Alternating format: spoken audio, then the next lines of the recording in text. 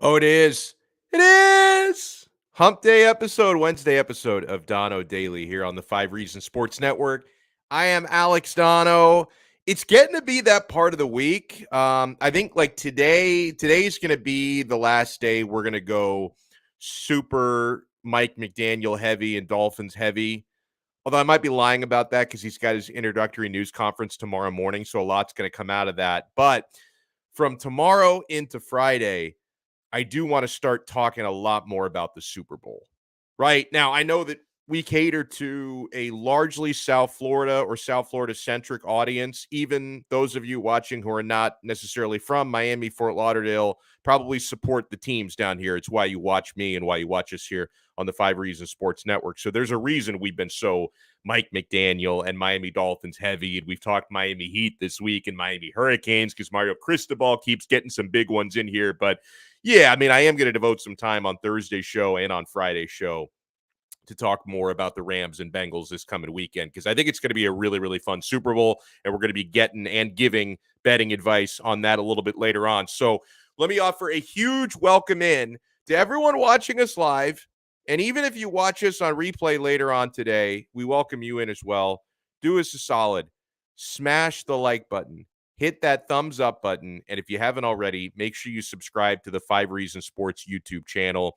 You help not only my show grow, which I really appreciate that. We've definitely been growing a lot over the last couple of months, especially, and that's all on you guys, right? I can only promote my own show so often. Like those of you out there, like I saw our guy Chris, the Finns Tailgate, was even tweeting out the episode link. Thank you so much for that. So help us grow the show. You can do that by smashing that like button and by subscribing to 5 Reasons Sports YouTube. We are going to be talking about the match. Is it a match made in heaven between Mike McDaniel and Tua Tagovailoa? Want to remind you guys, we'll be talking more about these later on to support our awesome sponsors. You know what week it is. This is the week, if you haven't already, to sign up at betus.com. Full service sportsbook, fully available in Florida, by the way. Get on it, get your props ready, get your bets ready for that big game in Los Angeles this coming weekend. When you sign up at betus.com, do it with our code 5RSN125, and they're going to give you a 125% sign-up bonus. This is a full sports book and casino right there on the website.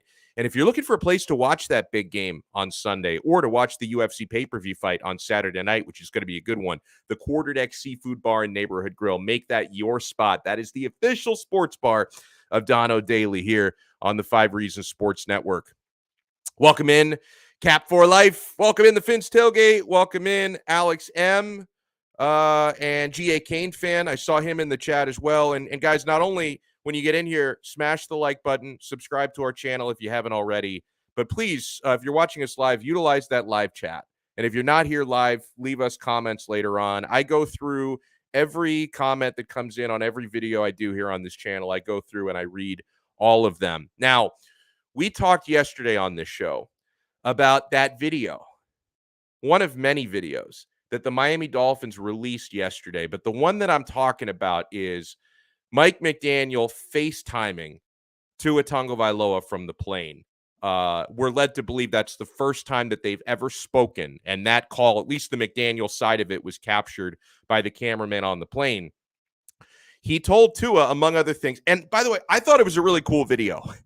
I'm coming to find out I'm in the minority on that, but he told Tua in that conversation, and again, we can only hear McDaniel speaking, not Tua, but he told Tua, among other things, he's going to help bring out his greatness. He talked about believing in Tua, and he talked about how, you know, for McDaniel, that was the day he got the job. That was one of the best days of his life, and he wanted that to become one of the best days of Tua's professional life as well, because he's now got a coach who believes in him. Now, funny, because you guys know me, I'm a Tua Tagovailoa skeptic. I think his ceiling is a little bit lower than some of you Tuanon do out there. Yet still, despite being a Tua skeptic, I really enjoyed that video. I see, though, a lot of people on Dolphins Twitter saying that video was cringe and that it looked incredibly staged. And one of my reactions to that review, and I see it from a lot of people, is Dolphin fans, some of you, you don't want to enjoy anything. this team has made some of you so miserable. And I get it. I mean, it's been for the better part of 20 years a pretty dysfunctional organization. But it's like I think it's beaten some people down to a point where they can't just enjoy a single thing. I thought it was a cool moment caught on camera between Mike McDaniel and Tua Tagovailoa. People are like, oh well, this is so stupid. It was a setup. That's not even real. How many times did they rehearse that? Let me for those who maybe haven't seen it, and I think even if you have, it'll still reference some of the conversation we have today. Let me play part of this for you. Hopefully I do this properly because Manny Chang. Today's Wednesday. So our producer, Manny, he's off in the woods doing his survival training, right? He's got beef jerky in his pocket. He's dodging bears right now. Because he knows the shit may hit the fan at any time. The global economy may collapse. He's got to have his survival skills ready. So he's off in the woods. So let me try to play this. Hopefully you guys can not only see, but also hear it. Man, I just had to get on with you real quick. We're going to have an extensive professional relationship, my man. One thing I know about you is you have the ambition to be great. My job is to coach you to get all that greatness out of you. And it's going to be fun, man. It's going to be work, but I know you're not afraid of that. So this is an awesome day for me. And I'm damn sure going to make sure that when you look back on this day, you're going to be like, damn, that was one of the best days of my career too. Okay? But I'll earn that from you. You got me? No, since you can't hear him, there's a camera on us right now. Since you can't hear him, he's telling me how excited he is, and that there's no other coach he'd rather play for in the entire world, which I thought was nice since it's the first time I've really talked to him. Look at that smile. I'm elated, bro. It is an unbelievable opportunity for me that I do not plan on wasting. That's good enough with that for now because a lot of you have seen it already. And so, yeah, we're already getting a debate in the chat. Is it staged? Was it staged? Honestly, okay, to say that it's staged would imply that, that they, rehearsed it. I don't think it was that. I do think that, in a sense, it was set up, right? Like, they probably thought, and I'm sure Mike McDaniel, he wanted to call Tua Tagovailoa. Like, it's perfectly normal to call the guy who's going to be your starting quarterback, when you're on your way to sign your contract. Like, it's perfectly normal to give this guy a call. The Dolphins, they want everyone to know. Like, I'm sure they thought this would be a great moment. Alex M, by the way, says he wasn't even on a real plane. He was on like a movie set. I'm sure they thought, hey, coach, hey, if you want to call Tua, let's get it on camera. Like, this would be an awesome moment to put out there, right? Even if it was set up and staged, does it even matter? Like, the Dolphins, they want everyone to know. Like, they're sending out a very specific message right now. They want everyone to know that their head coach backs their quarterback. The Dolphins organization, they want everyone to know that they, as a franchise, back their quarterback. And the new head coach himself, Mike McDaniel, wants everyone to know that he backs the team's quarterback. Folks, this is how it should be. Honestly, I don't see anything wrong with this. People, I think, got so used to Brian Flores giving Tua the cold shoulder and how frosty he was towards Tua that it made, like, Stockholm syndrome. Like, it made some of you feel like that's a normal relationship between a quarterback and a head coach. That's not normal, guys. What Tua and Flo had is not normal. Harmony and collaboration should be what's normal for any successful head coach quarterback relationship and partnership. The two of them, I believe, can only succeed together, and I hope they succeed together. I still think that within the next couple of years, the Dolphins go quarterback hunting again. Because I don't think Tua is the answer. I think Tua can only get you so far. But at the same time, I do want my head coach doing whatever he can and exhausting every opportunity to make it work with that quarterback. The two of these guys can only succeed together if they create an environment, both privately and publicly, that they support one another. Okay?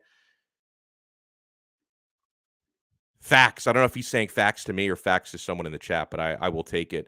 Yeah, Flores and Tua were in a toxic relationship. And guys, honestly, if I know the NFL is different because the people that work in it are so much more highly paid than most of us in the rest of society. But if you've ever worked in a team environment, right? You've had coworkers, you've had managers or people that you've managed. Even if there are people you don't always agree with, don't always believe in, which was the case between Flo and Tua. Flo clearly didn't believe in Tua. When you're in a situation where you have to work with one another, you still need to find a way to coexist and find chemistry and put each other in the best position to succeed. That was something Brian Flores failed at, right? Mike McDaniel has an opportunity. So people ask me, people ask each other, how can Mike McDaniel make Tua Tagovailoa better? That's a loaded question because making Tua better, it isn't all about Tua. It's also about the rest of that offense and defense because complementary football is important.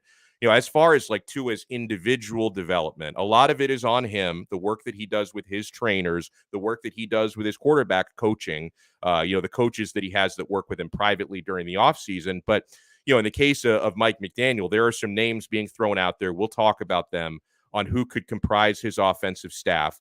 Let's see who the offensive coordinator / quarterbacks coach ends up being. They might end up being the same person. And it looks like the new offensive coordinator, at least someone interviewing for that job, is someone who's currently serving as a quarterback coach. But in the case of making Tua better, making Tua more successful is probably the way to look at that. Mike McDaniel's schemes, and it's why I respect this guy so much. His schemes can make Tua better and can make Tua's life so much easier by designing plays to hide his weaknesses and limitations, which he does have, mind you. Anybody who thinks Tua doesn't have weaknesses and limitations is lying to themselves, while also maximizing his strengths, like his accuracy, his quick release, right? He had a lot of quick release this past season when the offensive line was giving him less than zero time to throw, and his ability to find success with RPO and even from play action. And I think play action is going to be a bigger part of this offense than it was with the last one. Personnel-wise, I firmly believe that with strategic upgrades on the offensive line and the running back core, Tua can take the Dolphins. I think he can take the Dolphins as far as Jimmy Garoppolo can take the 49ers. Now, a lot of people will cringe and say, oh, well, Jimmy Garoppolo, he's not very good. He hasn't won a Super Bowl. In a 3-year span, give he and the 49ers credit. Like Jimmy G has a Super Bowl appearance under his belt and another NFC title game within a 3-year span. I would take that in a 3-year span with Tua Tagovailoa. I know we all want to win Super Bowls, but before we get on to that, let's just win some freaking playoff games. Last time Miami Dolphins won a playoff game, some of you who watch this show are so young, you may not have been born yet the last time the Miami Dolphins won a playoff game. I was like 17 years old the last time that they won a playoff game in the year 2000. Technically, the game, I think, was played in January of 2001, but it was the 2000 season. Devin Jordan writes in, Donno, don't get me wrong. I'm okay with the hiring of McDaniel as the new head coach because he's a breath of fresh air. But what happens when he goes 1-7 with Tua? You say when, I say if. Okay? If that happens, you better be looking for a new quarterback next year. And I think that's what this is about. I think that any coach the Dolphins had hired in this cycle, hopefully there is an understanding that Tua is your guy for now. And in 2023, a year from now, you're going to have 2 first-round draft picks. It's going to be a much better quarterback class in the draft because the quarterback class in this draft sucks. Honestly, you don't, and I know that there are big-name free agents and tradable guys out there, which a lot of you focus on, but if you're talking about drafting a quarterback, this is not the draft to do that. Next year is going to be way, way better to do that, okay? Now, maximizing Tua, as I mentioned, not only about his improvement at quarterback, also about putting him in situations where you can scheme around those weaknesses. Here's how Mike McDaniel can make Tua more productive. Mike McDaniel is going to want to make a dominant running game. We have to build that, but he's going to want to make that the hallmark of the offense here. Outside zone blocking scheme that he learned from Mike Shanahan, tweaked it over the years. That's a legendary scheme. I mean, you go back 25 years, right, to when John Elway was winning Super Bowls at the end, and how much of that was due to the running game and those schemes that the Shanahan family was designing at that point. Mike McDaniel, very well respected around the league for the tweaks and wrinkles that he personally over the years has added to those schemes. They can really make the running game pop. When you need 3 yards in that system, they can get you 15, right, when you least expect it. You are going to see players like Jalen Waddle, Lynn Bowden, maybe Mac Hollins if he's back. used in creative ways, I think both in the passing game and even in the running game. Now, I don't see a carbon copy of Deebo Samuel on this roster. So there's not really an exact comp to make there, I don't believe. But I think McDaniel is going to find new ways to get the football in the hands of his weapons. Like the same way that people are saying, who's the Deebo Samuel on this roster? I think several years from now, maybe he's coaching somewhere else. I hope he's still with the Dolphins, but several years from now, maybe Mike McDaniel is coaching another NFL team and people are saying, well, who's the Jalen Waddle going to be on this offense? Like he's going to find creative ways to get these weapons exposing defenses, man. The 49ers offense that he was in charge of last year and has been a big part of the last few years, talking about Mike McDaniel, that 49ers offense doesn't require, thankfully for us, elite arm strength from the quarterback. And that's thankful for us because we don't have a quarterback with elite arm strength, okay? Everything is over the middle from the passing game. And a McDaniel offense, they set up the pass with the running game, which is not that common in today's NFL. Like in today's NFL, you see a lot more of setting up the running game with the passing game. That hasn't really worked for Miami, but I think setting up the passing game with the running game can. Generating more yards after the catch from the Dolphins receivers and tight ends will be key. And that was something that Joe Shad in the Palm Beach Post wrote a good excerpt about the yards after catch, yards after completion. So I'll read you a little portion of his piece. He said, 49ers quarterback Jimmy Garoppolo, who's not great. I mean, Jimmy is not great. Tua is not great. Jimmy Garoppolo led the entire NFL last year in yards after catch per completion. By comparison, Tua Tagovailoa was 29th.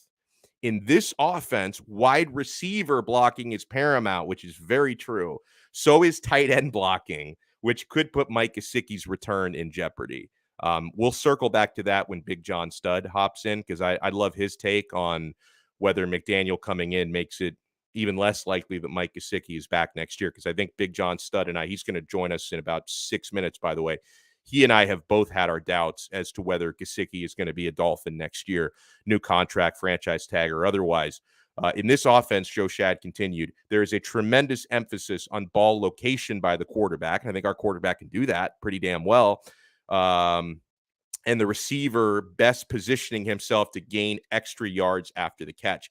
That's something Tua and Jalen Waddle and the entire Dolphins offense must absolutely be better at in 2022, he concludes. I'll conclude the Joe Shad portion with that. I'm also going to be very curious, assuming he's not going to be traded this offseason. I don't necessarily think he will be, what Mike McDaniel can get out of Devontae Parker, right? And for him, the big key is staying healthy for long periods of time. But I think creative ways of getting him involved and getting him more touches could go a long way because there were several games this past season where you could tell Devontae Parker was getting frustrated about not getting enough touches and not getting just enough looks in that offense. And I think Mike McDaniel is going to want to get him the football more and spread out the football to all of their weapons. Ray Grullon, thank you for the super chat, sir. He says, howdy, Donno. Our fan base is so toxic. Tua haters, Tua lovers. Can we all wait and see what McDaniel does? Gee whiz. Yeah, I'm with you on that. It's like, and I'm not even a Tua lover, and I actually enjoyed the video call, like the that clip that the Dolphins put out. I thought that's really cool. Like, hey, like this coach is reaching out to our quarterback, really believes in him. Threw in a couple of jokes there. We're seeing the coach's personality. I thought that was really neat. And then you've got like some of the most toxic Tua haters out there, like, oh, this is BS. This is a yes man. We got a yes man. The coaching job and all that yes man is doing now. He has gotten the company directive from his evil overlords. You have to emphasize how much you love Tua, and we need to manufacture content about you with Tua, where I just thought it was a cool moment. So, forgive me for thinking that. I think it's worth noting, and I've obviously done over the past week or so a lot of like extra reading and deep dives on McDaniel, where he came from, what makes this guy tick, what makes this guy special. He's the only, now he and Kyle Shanahan are bros and they go way back, right? When Mike Shanahan was coaching the Broncos, he met the family when he was a kid, he was a ball boy for the Denver Broncos. Mike McDaniel was. So like he and Kyle Shanahan have forged a friendship, but Mike McDaniel is the only offensive assistant who appeared to have the full trust of Kyle Shanahan over the years to literally give him the keys to the running game. Kyle Shanahan can be a micromanager with his offense. He basically had turned over the running game to Mike McDaniel. And every job that Kyle Shanahan has had as an OC or a head coach, that's 5 stops in total, he's brought McDaniel with him. That's the only assistant he's taken literally everywhere he's gone when he's actually had the power to hire people as an OC and as a head coach. And as I mentioned yesterday, and I'll double down on this, I've talked to people over the last few days who are either cheer for or even cover the San Francisco 49ers. And they're worried about, replacing him. And they're replacing him with a pretty respected guy in Anthony Lynn. But still, like they understand how important the impact of McDaniel has been to their team. And they're not happy to see him go. And no one has said anything negative about this guy. Like oftentimes you talk to a fan base who's covered a coach who's left their team to come coach your team, and they're going to have something to nitpick, right? They're going to have some negatives for you. Well, this is the reason why he needed to leave, or he got pushed out, and he's not so good at this, that, and the other. I haven't heard anything like that with Mike McDaniel. Everyone from the San Francisco side that I've talked about with him has only had glowing things to say about the guy. And I mentioned yesterday, same thing also with the new Hurricanes offensive coordinator, Josh Gaddis. Michigan people rave about him as well. A couple of other notes here on what's happening with the coaching staff. I'll mention this again because a lot of people have asked me about this the last couple of days. I'm surprised it's taken this long, but it is what it is. His news conference is going to be tomorrow morning. And Mike McDaniel, he's working on interviewing coaches and building a staff, meeting his players and everyone he's sharing the office space with there in Miami Gardens. But he is going to be officially introduced to the media tomorrow morning at 10 a.m. So we will all be watching that with bated breath. And we're going to have a lot of coverage on that here on the 5 Reasons Sports Network. He does have at least one coach confirmed that he's bringing in to join him on the offensive side of the football. He's hiring John Embry from San Francisco. I like this move a lot, okay? He's joining McDaniel's staff in Miami as the Dolphins' assistant head coach. That's how you make sure it's a promotion, so he can come right on down, right? You don't have to, clear it with San Francisco. So he's assistant head coach and tight ends coach. He had that same role with the 49ers for the past 5 seasons. Our guy Hussam Patel has been all over this. Check out his work at 5reasonsports.com. He tweeted out today, if the Dolphins are able to retain Mike Gesicki and Durham Smythe this offseason, paired with Hunter Long and Adam Shaheen, the squad is going to be ferocious. Embry, the new tight ends coach we brought in, was critical in the development of George Kittle, established career highs for Cameron Brate in Tampa Bay as well. And here's an excerpt from Hussam's piece about John Embry. Embry first made his mark on the NFL in 2006 as tight end coach with the Kansas City Chiefs. He coached Hall of Famer Tony Gonzalez there. I've heard of him. He's pretty damn good fantasy tight end for me for a number of years as well, who led the league in 2007 and 2008 in receptions, receiving yards, and touchdowns.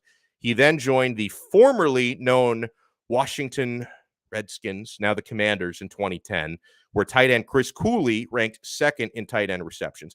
He also helped Jordan Cameron, former Miami Dolphin, by the way, who just was concussed all the time here. He helped Jordan Cameron reach the Pro Bowl in 2013 as Cameron ranked second in receiving yards that year. In 2016, with Tampa Bay, Embry helped tight end Cameron Brate establish career highs in receptions of 57, yards of 660, touchdowns of 8, which tied most in the NFL among tight ends. From 2017 to 2021, George Kittle, who's, for my money, the best overall tight end in the league. We're not talking fantasy football. We're talking reality.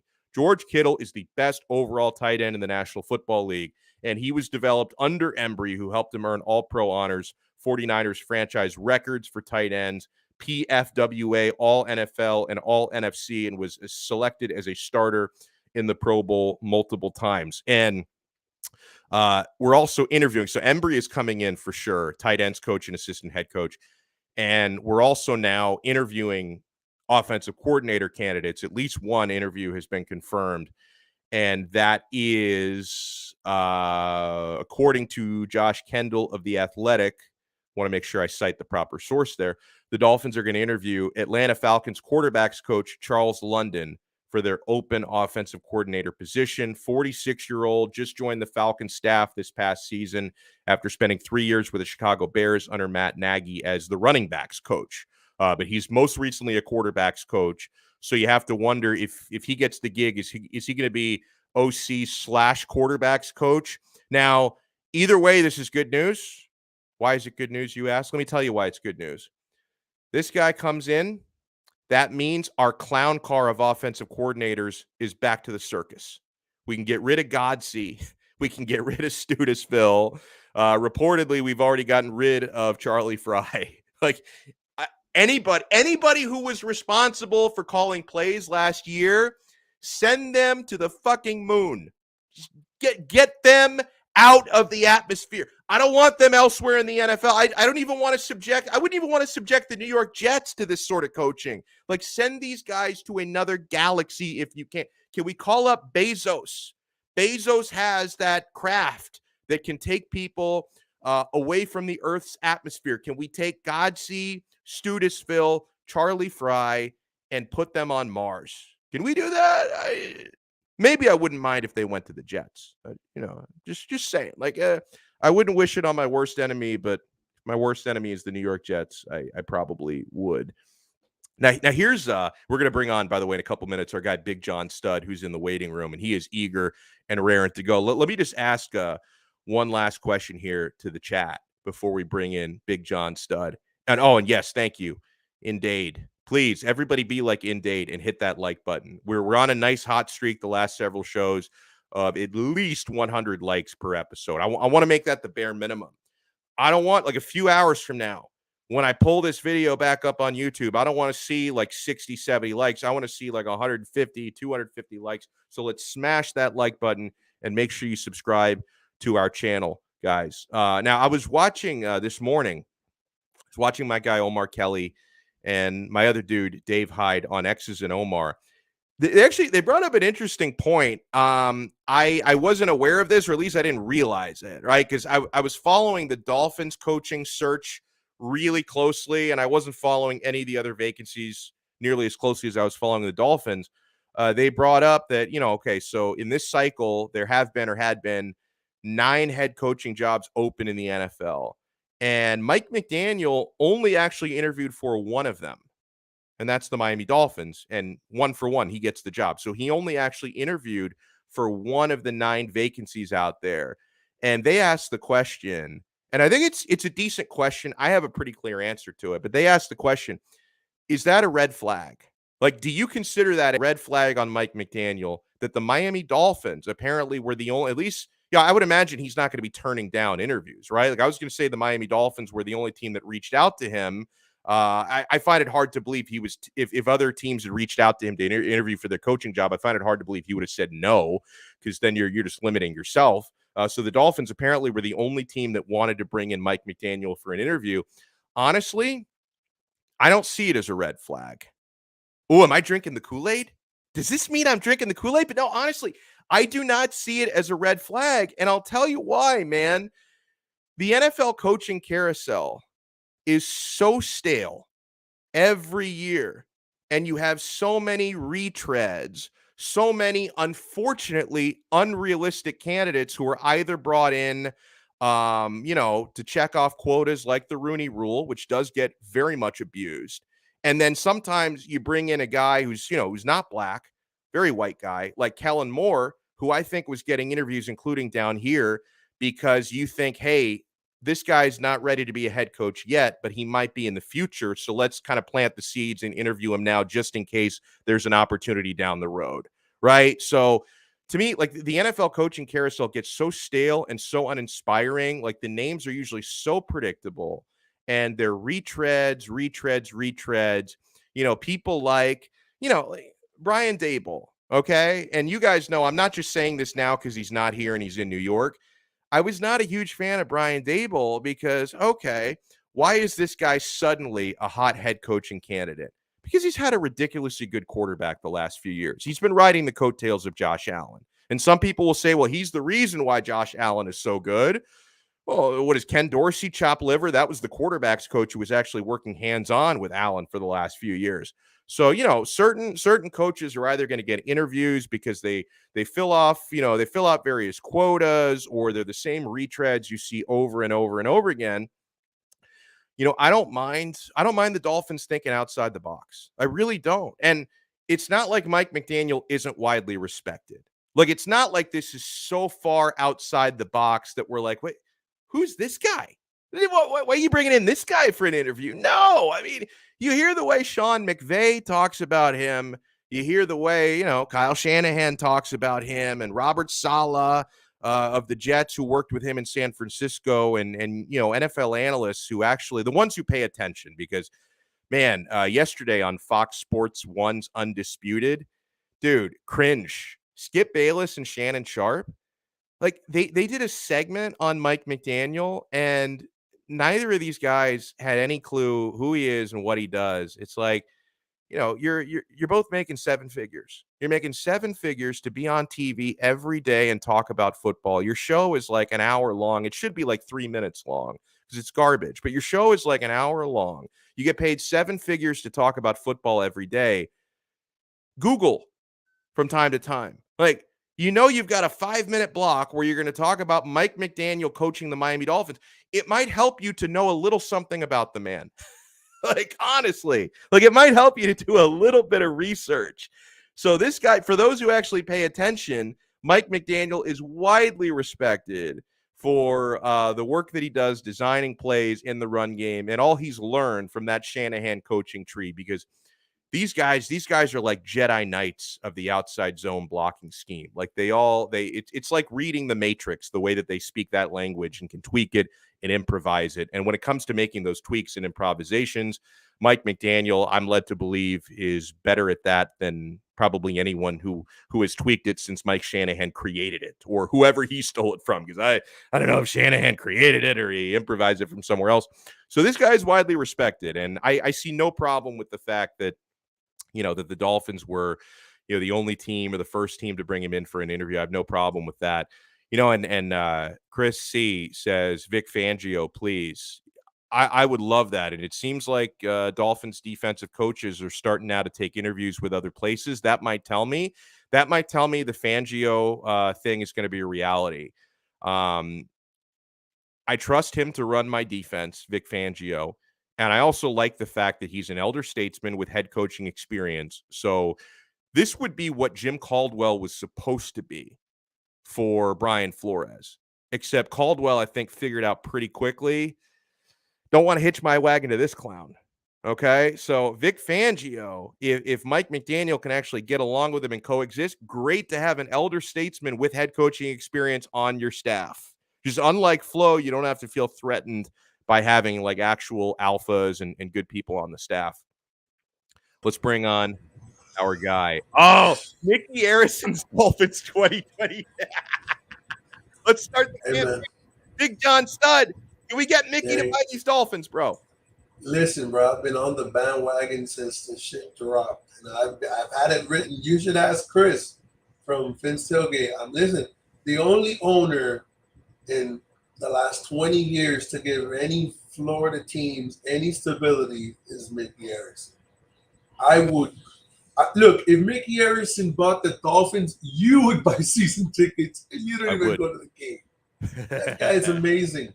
I don't care. Yeah, bro, let's get this guy out of here. Let's admit that he tried to buy off and had 50 hookers, whatever they want to throw in. I don't care. Just get him out of here. I'm done with Steven Ross, bro. I don't care.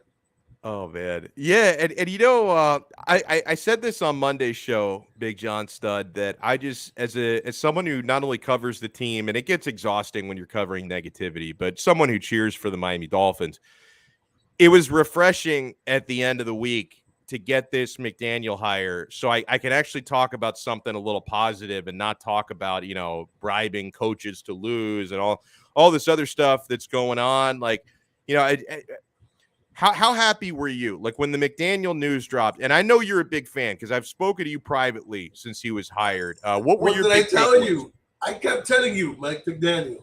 McDaniel. Yep. No, Mike McDaniel. I mean, at the end of the day, it didn't really bother me talking about it. I mean, I was happy because that's what everybody kept telling me. Oh, he reminds me of Adam Gase, and I'm like, if you guys, all of you guys, including Skip Bayless and Shannon Sharp, are full of shit because he's not Adam Gase. No. Okay, he's not Joe Philbin. He's a lot better than both. I mean, that to me is disrespectful to just mention anybody and Adam Gase in the same sentence. All right. The only thing he's known for is being Peyton Manning's bitch and his meme on every fucking buddy's avatar of his eyes where he looks like he's cracked out of his mind. That's it. But I'm ecstatic about it because now I haven't been hard on Tua, and I'm gonna be hard on Tua. Because now if Tua doesn't throw between 20 and 30 touchdowns, I'm going to be pissed off at Tua. Yep. Because what most people don't know is that Tua exploded in Alabama playing quarterback for Steve Sarkisian. Steve Sarkisian was running the Mike Shanahan, Kyle Shanahan offense in Alabama. So we've been saying, damn, they gave Joe Burrow his offense from LSU. They gave Justin Herbert his offense from Oregon, but they gave Tua a different offense. Well, we want Tuscaloosa Tua. We don't have to go nowhere. They're bringing Tuscaloosa to Tua. I love Tuscaloosa Tua. I love that. We need to. Oh, I gotta say this for Ricky J. Mark, who pulls clips from all the shows, and Ethan Skolnick. If you're watching this or if you watch it, we have to make a Tuscaloosa Tua T-shirt. We got to do that. That's what everybody says. Oh, we want Tua from Tuscaloosa. If you want that quarterback, they brought the offense that he ran in Alabama. They're bringing it here with some improvements because Mike McDaniel runs that offense. That's why I kept saying Tua just doesn't run the RPO. All he runs is RPO. It can't be only RPO because he's been running this offense in Alabama. Now, could you tweak it and give some more RPO? That that's different. That's up to the offensive coordinator. And they did that like and this crew, they coached RG3 to a couple good years in Washington, and a lot of RPO with him. So they're capable of adapting to that. So I mean, that when I heard that, I was like, Tua, it's on you now, bro. They brought you all they got to do now is go and do what I said. I don't care if you give up a first-round pick this year or you give up a first-round pick next year. They're shopping Calvin Ridley. Please, for the love of God, for anything that is important in the universe, trade for Calvin Ridley. Yeah. Bring in Calvin Ridley, who's been in the offense, knows the offense that you're going to run. Jalen Waddle knows the offense. You have Lynn Bowden, who can be your version of Deebo Samuel, or you can go out and get Cordell Patterson, who does it for a living. Yeah. And let's get this shit fixed because it's ridiculous. But, Now, let me. Go ahead. Go ahead. Ooh, why? I'm a little upset because I knew, and I told you, Jim Caldwell didn't leave here like you were saying because he was sick. He left here because he got tired of full of shit. Oh yeah. Now, I don't know if you know today, he got hired as an offensive coordinator. Yep. I would have loved to have Jim Caldwell here as the offensive coordinator. Oh yeah, I get that. That's a good point. Yeah, and I'd rather that. And it's like, I'm already noted as an ageist. Like I've already been outed, and I think I was proven to be right on this, by the way, because when Black Monday happened a month ago, a lot of people were saying Jim Caldwell this, Jim Caldwell that, and I was saying it from the beginning. Would not surprise me if this guy doesn't get a job because teams do not like to hire 67-year-olds to take over as head coaches. Like, okay, you've got old coaches in the league, but they've been there forever. Like Bill Belichick is old, but he's been in the same place for 100 freaking years. Like, yeah, but I told you too. I told you I go to you. Andy Reid is what 70-4. He's been there for what 7-8 years now in Kansas City. Like he's been there for a while. Okay. So they hired him at 64, not at 66. Yeah, You're that's still not true. going to win That's the true. argument. I'm just saying. Yeah. No, but no, but the thing is, I think I did win the argument because who's hiring him? Anybody hiring him? Like if offensive coordinator, yeah. Head coach, no. It doesn't matter. Because even if he's an offensive coordinator, he can still if you have him as an offensive coordinator, but he's in the building and you're a coach. Let's say let's this is why I got upset. Let's just Okay. think about this for a second. Yeah. First of all, if it was me, I would have promoted from within if I was the Dolphins, and I would have made Alexander the defensive coordinator. And he's interviewing for other jobs now, so we're probably going to lose him. I would have promoted him for two reasons. I would have promoted him as defensive coordinator, and that would have also helped you, since you're going to go back to the table and renegotiate with Xavier Howard. Who better to have as his defensive coordinator than his best friend? Hold on, but by the way, you see this from Brooklyn Rob? I did. They hired Mike Caldwell. Oh, not Jim Caldwell. Okay, I thought it was okay. I'm sorry. I thought it was Jim Caldwell. And I bet you Mike Caldwell is younger than 67 years old. Oh, pretty sure. Okay, I thought it was Jim. I saw it really quickly. I thought it was Jim. Is that his son, by the way, or is that just another Caldwell? I'm not sure. I'm gonna look him up see if there's any relation. Mike Caldwell. Let's see. Trying to pull up the Wikipedia page. I'm gonna say it's not his son because he is Isaiah. His real name is Isaiah Caldwell Jr.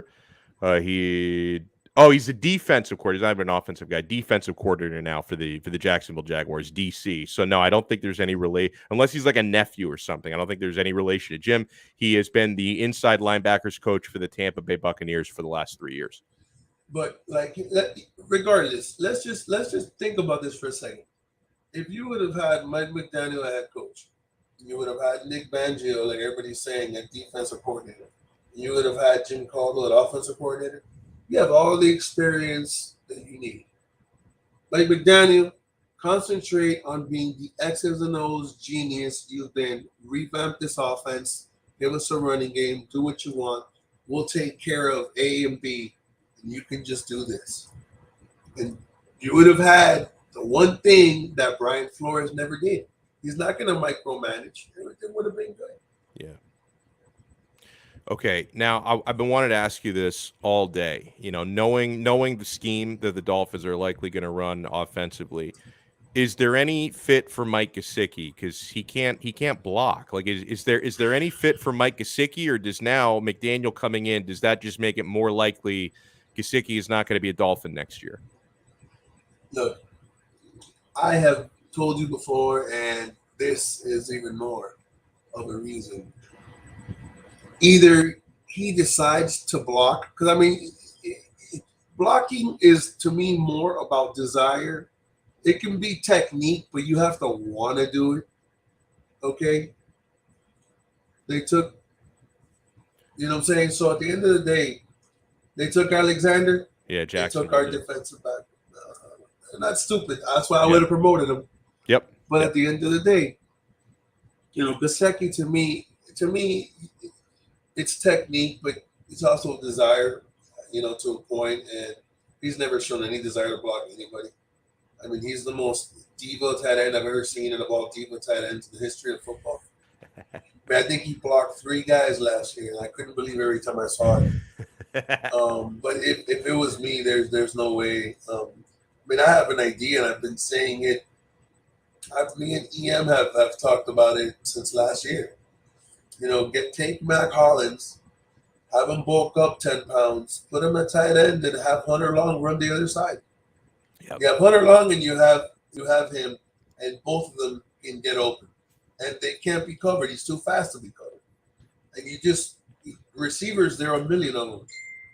But guys like him that know how to get open, I would have just done that. And I would have got rid of Gesicki a long time ago, because every time Gesicki, unless you're going to use him in spot duty or situational football, like inside the 20, and you're going to have him as a jump, you know, as a jump ball guy, a 50-50 guy or whatever, he doesn't do anything for you, because don't you get tired?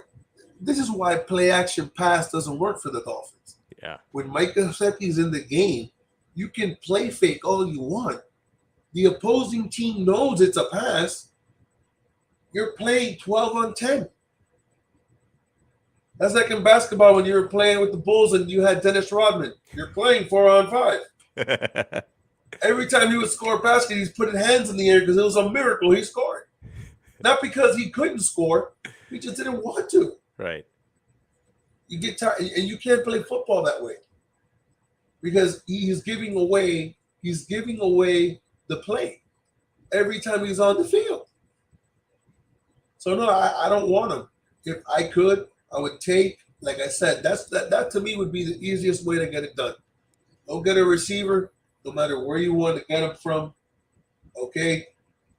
If you're gonna trade for Calvin Ridley, beautiful. If you want to keep Devontae Parker, fine. He doesn't really cost anything this year. As long as you get another receiver besides him, because like I said, they showed a picture of Will Fuller and his finger all messed up in bandages. You were the first person to tell me about that, by the way. Like I wouldn't be opposed to yeah. I've been saying it. I wouldn't be opposed to bringing him back. Nobody wants to, but if you have your finger shattered in 10 spots, you can't really do anything. He's got the JPP hand now. Yeah, he's got like 3 fingers left. I wouldn't mind bringing him back. Some people don't want him, but at the end of the day, what he brings to a football team, if he's on the field, not many guys do. Yeah. So, I mean, if you're going to, at the end of the day, the reason why I don't want Devontae Parker, don't you get tired of having a guy play 9 games? And his nickname for me is Devontae Hamstring Parker because that's why he's always out of the game. Yeah, it's true. His name is Hammy. He's always out because of a hamstring. He should have listened to Chris Chambers when Chris Chambers told him, listen, this is the way. You're a taller receiver like me. This is how you take care of your of your body. He said I got it. I don't need no help. Apparently you do. Mm-hmm. Because it ain't been working. A lot of that. You've been in the NFL, what is it, 7 years, 8 years you've been in the league? He's had 1 full season. Yeah. 1. And that was a contract year, so I don't think there's any coincidence there. Miami's supposed to hurt, but not this week. Yeah, right. Not when I got to get the bag. All right, so let me ask you about the offensive line. Now, no matter what, I want to see them spend a good chunk of their money under the cap, free agent money, on fortifying the offensive line. I also kind of wonder when you're bringing in that Shanahan outside zone blocking scheme, it values range, speed, and athleticism more than it values, and these things are still important, but it values those characteristics more than like pure size and footwork. So could there be hope for a guy like Austin Jackson, who's frustrated me for no end because his characteristics, his range and his speed and his athleticism sounds to me like if there's any system where that guy could be serviceable, it would be this system. Yeah. This is he's one of the guys that you'd probably keep because his problem isn't run blocking. His problem is pass blocking, and at the end of the day, we really don't know if that's the fact that he can't block or if these shitty coaches that were here didn't know how to teach him. That's one thing that's underrated in football that Mike McDaniel does well. He's a great teacher. And he's very specific when he teaches and shows you something. And he'll make you do it over and over and over again until you get in a bed doing it the way you need to get it done. And he will chew your ass out, even though he looks, like, I forgot the name of the singer, but he does look like, I forgot which Spanish singer he looks like. Mark Anthony. There you go. Yeah. Former part owner of the Dolphins. Even though I'm pretty sure you put him side by side, you think it's his brother, but yeah. He may look like Mark Anthony. And he play wide receiver and he looks scrawny, but he will get in your ass. Yeah. So there's hope for him.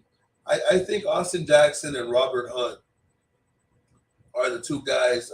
Dieter Hunt, yeah, it's a good name as well. I think Hunt can really thrive in this system. See, what I would do with the offensive line is I would if they're going to keep Austin Jackson, that's fine.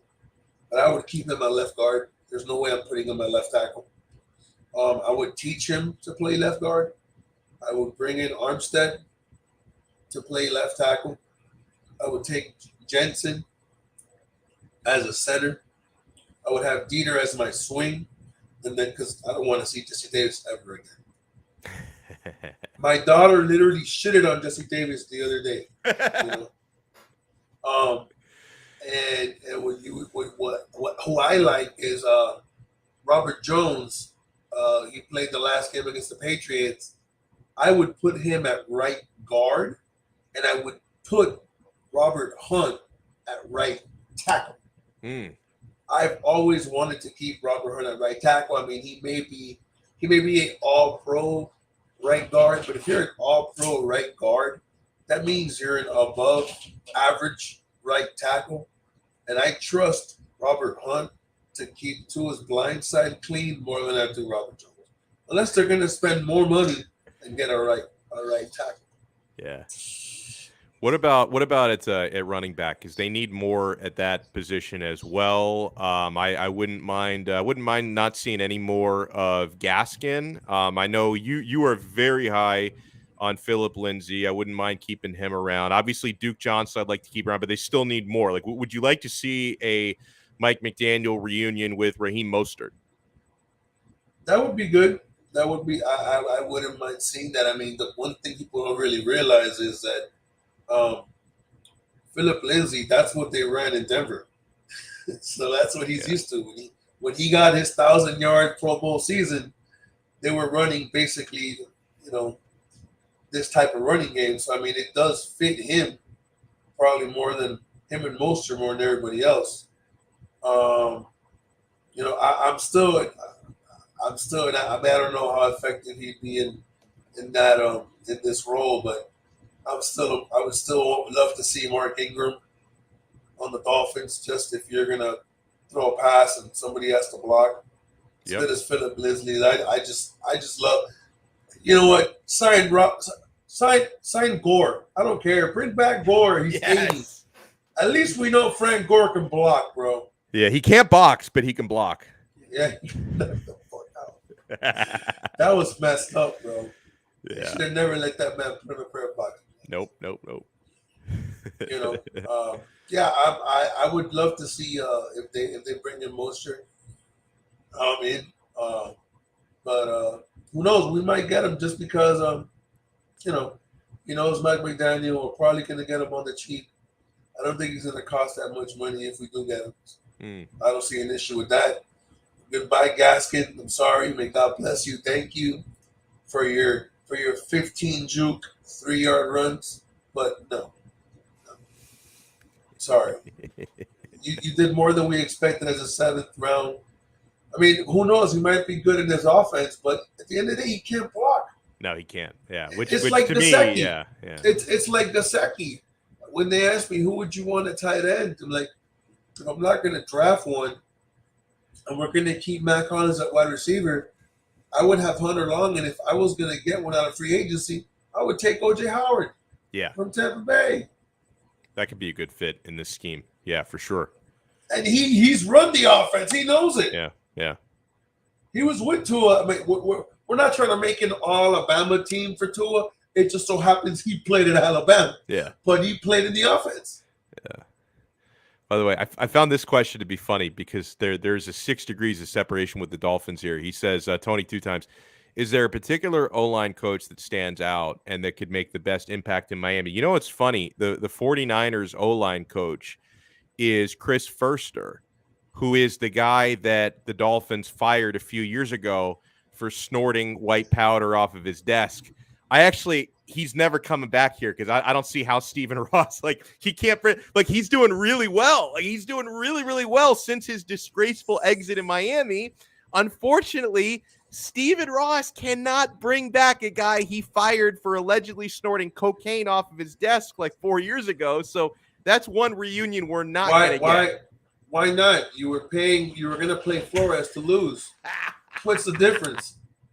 I mean, if you literally, I get it. If you ain't cheating, you're not trying. I mean, Bill Belichick's Robert Kraft's been sleeping with prostitutes, and Bill Belichick has been trying to cheat for years, and it's okay.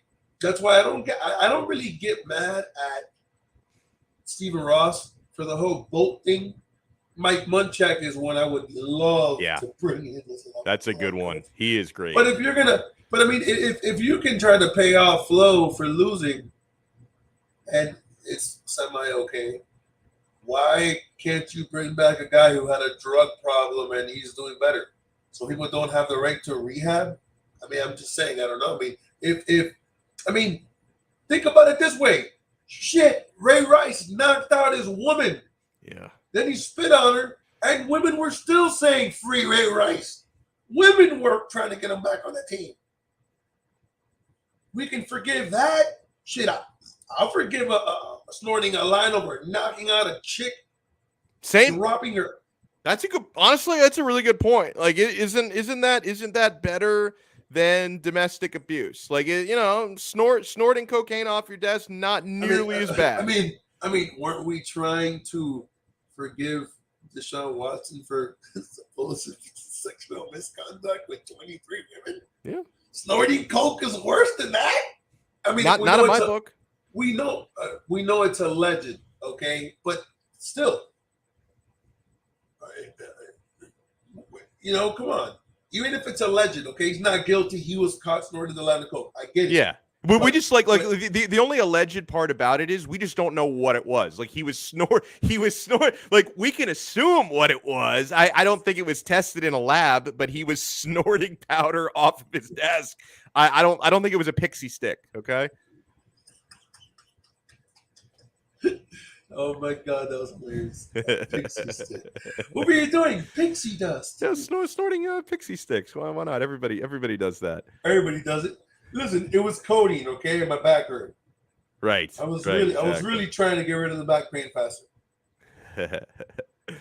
Oh man. All right, so let me get some parting comments here from Big John Stud. Let me bring the episode full circle because we were talking about Mike McDaniel and the relationship he's going to build with Tua Tagovailoa. I think now you're in general you're higher on Tua than I am, but I think we can both agree this could be a really good thing for Tua. What do you think Tua Tagovailoa is going to look like in this style of an offense? To me, if Tua rehabs and gets his body as close to he was snorting type. I love you, Brooklyn Rob. I swear to God, he's the best. You can tell me I'm full of shit all the time, Rob. I still think you're great. To me, if Tua gets his body right, to me, there's no reason why this year he can't go back to being Tuscaloosa Tua. He's got no more excuses. If they're bringing in your offense that you ran and you threw 41 touchdowns in, and you know the audibles, there's no excuses now. The only thing we were saying was they had their offense, you had to learn something new, and you were injured. If you rehab and they're bringing you your offense, you can't. There's no excuses. I expect Tua to be Tua. I expect Tua to throw 4,000 yards, 20 to 30 touchdowns. If he doesn't do that, we can get rid of Tua, and I'm not going to get upset. I'll be the first one. And it's got nothing to do with, it's not about taking off the mask or telling Tua to go fuck himself. Just do it.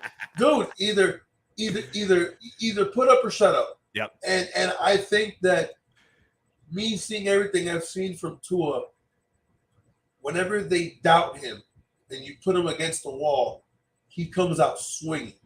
So I have a feeling he's going to come out swinging. I love it. Yeah, bro, but at the end of the day, you guys don't ever, every time you guys want to talk about Josh Allen, you guys never want to understand the meaning that he has Stephon Diggs. You guys don't understand what a player like Stephon Diggs, Travis Kelce, Cheetah, what they do when you have to double team them and the entire defense is schemed to stop them and everybody else gets open. It's kind of like when you play basketball and you're playing with Shaq. You throw the ball inside, everybody goes to get Shaq, and Shaq's like, oh, you're open here. Yeah, they're threes, but you're wide open. They're practice shots. Yep. Dude, I love it. Excellent stuff as always. And this is we're talking with Mickey Harrison's Dolphins 2022, aka Big John Stud. I'm trying to speak it into existence, bro. I love it. That would be the greatest thing because that would completely take the Dolphins in my opinion, because he doesn't get involved in anything. The guy does everything first class.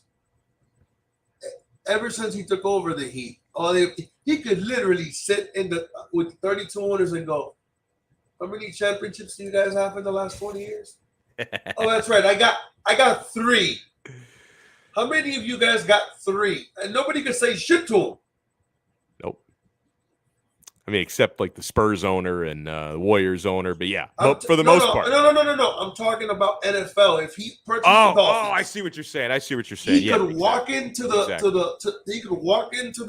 owner thing during off season with the 32 other privileged billionaires and be like, all right, so I'm the youngest one in here, or probably second youngest, because I think isn't Khan the first youngest? He's the youngest one, right? I'm not even sure. He's got the best mustache. I'm not sure if he's the youngest one. But He's got the best wreshling company. We'll go with that. Yeah, he does, right? Is that AEW? Is that his thing? AEW's lit. That bullshit. But Mickey Harrison could walk into the owners' meetings with all these 31 other owners and go, how many championships do you have? I have 3. By the way, this is huge down here, by the way. Frank Ponce announced quarterback coach for the Hurricanes. Like, I wouldn't have minded if he was the offensive coordinator. Quarterbacks coach? Woo! This is going to be good. They got Gaddis from Michigan. They stole Michigan's OC. Now that Frank Ponce as quarterback, they didn't steal him. You got to blame. You have to blame Jim Harbaugh for that one. That was more of a Jim. Oh, Harbaugh sure, night. but still, Cristobal had to capitalize, right? You blame Harbaugh for Gaddis wanting to leave, for leaving the door open. He left the door open. He left the door open. There's still how many other Power 5 schools that could have snatched him up, and Miami did it. Yeah. So I love. They were complaining a week ago. Oh, he's got no offensive coaches. Well, look now. He's got them all. And he's got like 20 strength coaches too. Dude, the Hurricanes football team, these guys, they're all going to look like Dwayne Johnson. Like they're all going to be so shred. They've got the dude Feld from Oregon with the curly mustache, and then they hired like a legion of they've got like 10 assistant strength coaches. They are going to be the most shredded team in the country next year. That is the only thing I'm upset about, that they didn't make The Rock the weightlifting coach. He didn't have time for that, though. I could only imagine, but I'm just saying, can you imagine? He walks in, hey, Rocky, can you do how is it? Can you? No, guys, we're lifting weights. Yep. I can just imagine it. If you smell. Oh, man. That would just be amazing. I'm telling you. Oh, you could literally get his face and put like a half red, half green eyebrow in the stands and just lift it. Oh, forget it. Yeah, Tony 2 times says they'd be busted for steroids. How dare you disparage The Rock? You don't think The Rock's body is 100% natural? You don't think that's strictly good old-fashioned hard work and elbow grease that gets him looking like? How dare you?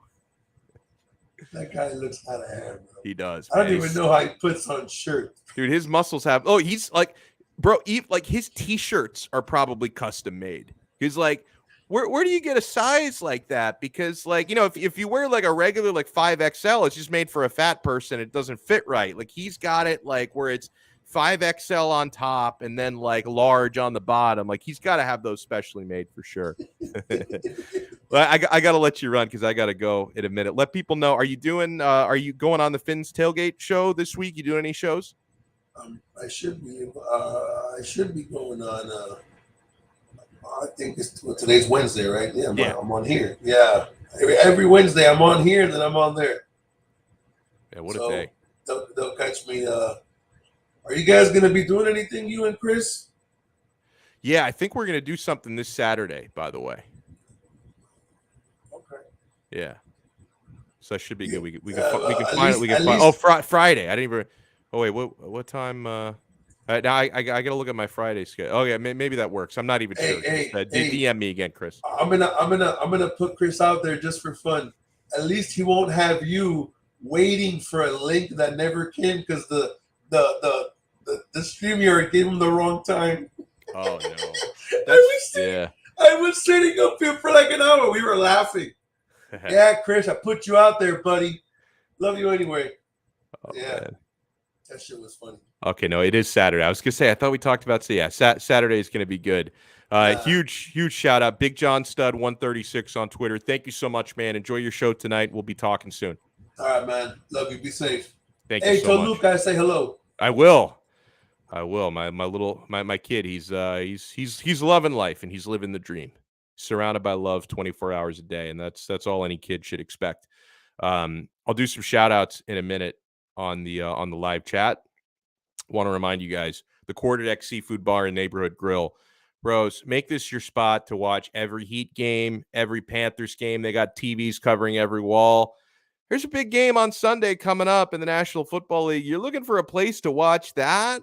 I know, listen, some of us, you don't feel like doing the whole dog and pony show at home where you got to prepare appetizers and snacks for everybody. Maybe you just want to go somewhere, let them do the work for you. The Quarterdeck Seafood Bar and Neighborhood Grill is a great spot to catch all the action this weekend. They've got UFC 271, Adesanya versus Whitaker. Excellent title fight for no cover charge. You pay nothing at the door to watch every UFC pay-per-view at the Quarterdeck Seafood Bar and Neighborhood Grill.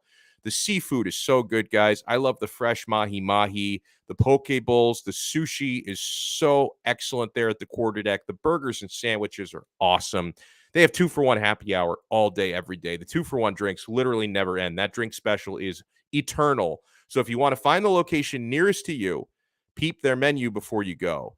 Visit them on the web at quarterdeckrestaurants.com. They have locations all over Broward County. That's quarterdeckrestaurants.com. Come for the food, stay for the fun. Oh, 'tis the week. 'Tis the week. If you haven't done so already, join us at our official sports book, America's favorite sports book. And yes, all their services are available in Florida. People ask me that all the time. Yes, betus.com. Guys, you can get all the props, all the action on that big game in Los Angeles this weekend. Live betting on all of it. Last year, I had 19 total bets in Kansas City versus Tampa Bay last year.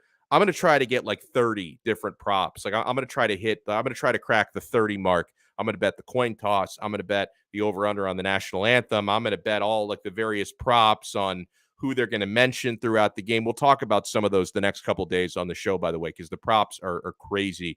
Get all that action at our official sportsbook, betus.com. Why should you choose BetUS? Well, first of all, they've been great partners to us going back to the summer, and they give you the best bonus in the industry. You're not going to find a bonus like this anywhere else. Sign up with our code 5RSN125. That's 5RSN125. They're going to give you a 125% sign-up bonus with your first deposit. You deposit $100, they give you $125 of free play money on top of your deposit. You can have some fun with that money, my friends. They got a full casino on the site in addition to all the sports betting odds and props. It is all at America's favorite sports book. You bet, you win, you get paid. BetUS.com. And another way to have fun this weekend, make sure you sign up at prizepicks.com. Daily fantasy simplified. It's you versus the numbers on Prize Picks. This combines my love for daily fantasy and my love for parlays. So you simply select at Prize Picks 2, 3, or 4 players. You can go cross league and cross sport if you want to. Select 2, 3, or 4 players and predict if they're going to go over or under their fantasy projections, and you make real money. You can make 10 times your money for getting 4 predictions correct. Sign up with our code 5. That's FIVE. Spell it out. And they're going to match your first deposit 100% up to $100. It truly is daily fantasy simplified. By the way, mobile app is really easy. Prize Picks mobile app or prizepicks.com. Get everything you need right there at Prize Picks. So between Prize Picks, BetUS, the Quarterdeck, if you want to stop by there, we got you covered for your big game weekend coming up, my friends. Huge shout out and thank you to the Finns Tailgate. He says, I'm starving now. Next time I'm on the east side, I think he's on the other side of Florida, I'm going into Quarterdeck and let them know Alex Donno sent me. They'll charge you double if you let them know. No, they'll take care of you if you tell them that Donno sent you when you go into the Quarterdeck. Nicole, thank you so much for tuning in. And by the way, that's one of the best nicknames for our new head coach, McCochin. I think McCochin is saying anywhere but Miami. Then oh shit, it's the only team. Call calling now he can't make any decision.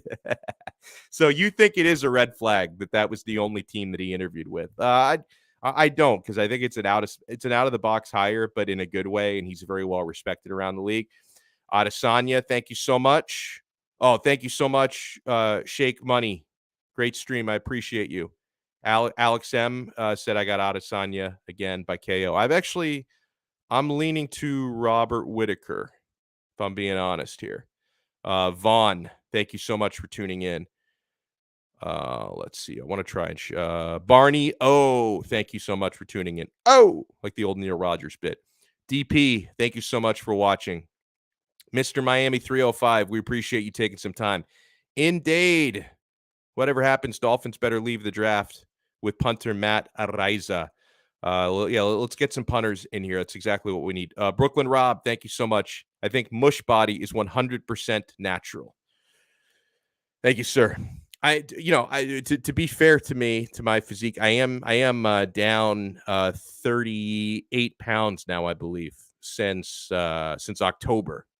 So I have been basically been starving myself and exercising more, and that works, bro. Like I could write a diet book, just people aren't going to like it, because people who go on diets, they want to find the diet that's like a cheat code. It's like, get me the diet where I can eat as much as I want to, but I'll cut like one little thing. Like I'm not allowed to eat kale, but I can eat everything else. I'm going to lose 60 pounds. Like everybody's looking for the cheat code diet. I'm telling you, you got to torture yourself a little bit, but embrace it. Embrace the torture, embrace the grind, drop the weight, and you're going to be happier for it. Like I'm down from when I started, I was 247. I'm now 209, and I want to get like right below 200 is my goal. And if you had like 4 months ago, if you'd said, "Oh, do you think you can get under 200?" I would have laughed in your face. Like, you want me to lose like 50 pounds, but now I'm like 80% of the way there. So it's like, okay, from 209 to like 199, that's not a big deal after I've already dropped 38 pounds. What's another 10 pounds or so? So we're working on that. Let's see. Tony 2 times, thank you so much.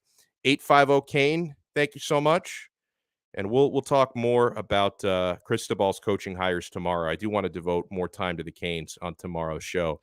A lot of our shows have been Dolphin heavy. I think that's what the people want these days with everything going on. But, you guys know, obviously, look what I'm wearing today. I love the Hurricanes as well. And I love the Miami Heat. So we'll talk. We'll branch out a little bit more. Barry or Bari, thank you so much. Whenever I see that, I'm always thinking Bari, which is a city in Italy where some of my ancestors are from. That's in southern Italy. And so I always think about that. I don't know if you go by Barry or Bari, but either way, welcome. Mr. Miami 305, thank you so much. Let's see. Trying to find people I haven't shouted out yet. I already feel like I may have skipped over a couple of people. I apologize. Oh, that's a spammer. Oh, no, I didn't mean to bring that. I just saw, here's a new name I haven't brought up, and it's one of these Russian spammers. Beautiful. Yeah, I like to give you lots of link. You give your computer massive virus. Don't click on the spam links, guys. Hopefully none of you in here are clicking on the spam links. Mr. Miami 305, hello. Thank you so much for tuning in. Q, thank you so much. Not sure. Maybe I did already. Shouted out our guy, Finn's Tailgate. He's a staple. He's in here pretty much every day. We love you. We appreciate you. Irving, thank you so much for tuning in. And he's saying, and I agree with this, by the way, on that Tua video, the phone call. No, it's not cringe and forced. McDaniel is just awkward and geeky. Yeah, he is. I mean, he's kind of an awkward, geeky guy, but it's like he's not awkward in like he's antisocial. I think he's very social. He just kind of has like that quirky personality. Like, I'm not worried about him connecting with the locker room. Like everywhere he's been, he's reportedly connected very well with players that he's coached. So I'm not worried about that. Like he comes off being a little bit quirky, but I don't think he has any problem expressing himself and talking to people. The show, thank you so much for tuning in. We appreciate you. Johnny Diaz, thank you so much. Let's see who else. I want to throw a few more shout outs and then I got to get out of here. Oh, maybe I've shouted out almost everybody. No, I haven't. Mr. Tagovailoa, thank you so much for tuning in. I'm sure this is someone who's rooting for Tua, right? I mean, if anybody out there is rooting for Tua, As, by the way, I am, because what's good for Tua is good for the Dolphins. I'm a Tua skeptic, but I'm not toxic. Like, I think if anybody is actively rooting for that young man to fail, you're actively rooting against a team you supposedly cheer for. You're not a real Dolphin fan. You're all about yourself. Same thing on the flip side. If you're such a Tua fan that you care more about Tua than you care about the rest of the team, you are equally toxic, right? We got to find some balance in life, in every part of life. Martina, thank you so much for tuning in. We appreciate you. We certainly do. I see Martina in here frequently. Real deal.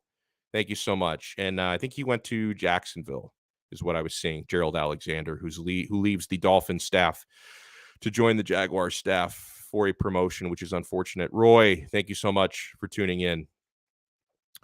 Cap for Life, my dude, another frequent. I see him in here all the time.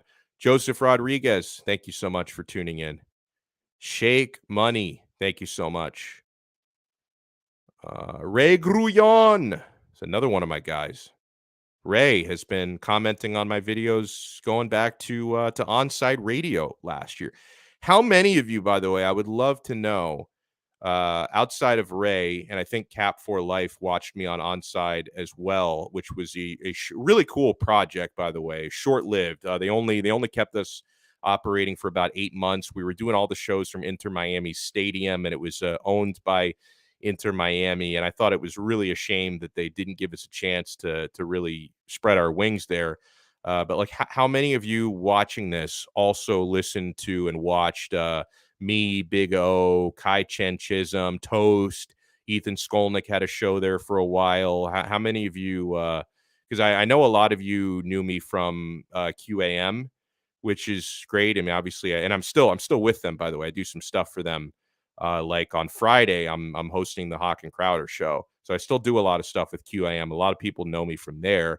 I'm wondering how many of you actually watched me or listened to me on Onside Radio as well. Because like if you blinked, you missed that, but it was a lot of fun. Jim McEwen, thank you so much for tuning in. I want to throw a couple more. And then I was supposed to go like 10 minutes ago, but you know, this show is more important than real life, guys. Oh, and by the way, if you guys get a chance, if you follow me on Twitter, you'll see it. I'll post the link later. I am doing, and I know Brooklyn Rob checks us out there sometimes. I'm doing my Calcio Connection show, my Italian soccer show tonight. Me and the very foul-mouthed Canadian Jerry Mancini. Jerry Mancini will be streaming tonight. Person with a lot of letters and numbers in your name. Thank you for tuning in. Akinda Power, thank you so much. I always struggle with that name because it's like the consonants are not, or like in, I don't know, weird spots, like Echidna. I don't know how to say that. I apologize. Chris C, thank you for tuning in. Fanatical, thank you for tuning in. Caesar, thank you so much for tuning in. That might be it. Oh, I saw Ray from Georgia as well. I think he was like one of the first people to get in. Jack, oh, my guy, Gianmarco, thank you for tuning in. Super V, thank you for tuning in today. There's a lot more. Jesus, today was a busy day in the chat. Yancey B, thank you. Jack Dong, thank you for tuning in. Welch, I love this guy. I see him in here frequently. Todd, thank you so much for tuning in. Oh, and Ray, I already thanked Ray, but thank you for the super chat. Huge. If you guys can ever put something in the tip jar, we really appreciate it. And Devin Jordan, thank you so much for the super chat as well. All right, I think I might have missed a few people. I got most of them. Oh, Umberto, Eduardo, a couple I hadn't shouted out yet. If I missed anybody, Zachary B, hello. If I missed anybody, didn't do it on purpose, we'll try to get you a shout out next time. Some people were asking me to like drop the link in to join the show. I think we could do that in a future. Maybe we'll pick a day in the week where we can do that. Like I don't necessarily want to do it every day because it'll probably make the show like really long. And there are certain days where I can go long than other days. Today was not one of those days.